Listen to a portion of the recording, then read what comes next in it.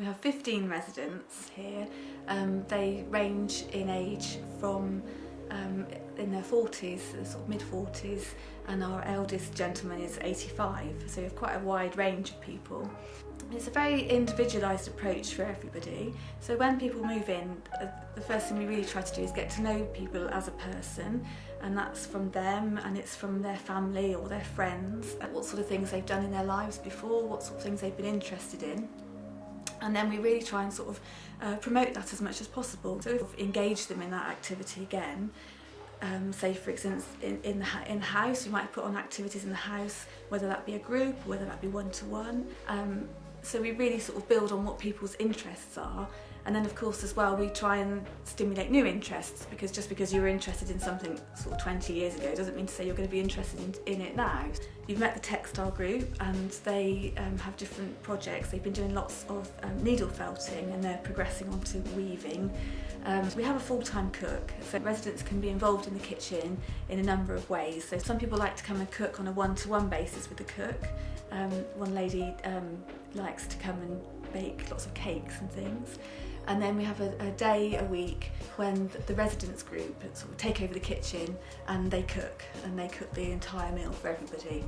Sophie has come in recently to help us with the puppet making. That's something that's quite new, which has really grabbed the attention of 2 or 3 people that live here. And she's been running a group weekly that led up to the Expressions exhibition at Paintworks.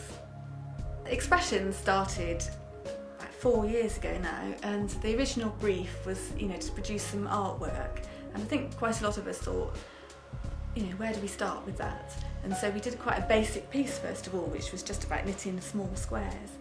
And then as the group continued and people thought more about it, we decided to go places with it, into sort of guerrilla knitting and knit bombing. So as a trial, we started off with the residents here knitting, and then one of the residents here and a couple of staff, we went and knit bombed the trust office, and we sort of put knitting around the trees, and we put mushrooms and everything, and it was a big hit, and people really loved it. And since then we've gone on to knit a cover for a caravan and to knit a cover for a boat. So most of our residents will live with us long term, for as long as we're able to meet their needs and they're happy here. And indeed some of our residents have been with us 15, 20 years, and they very much call this home.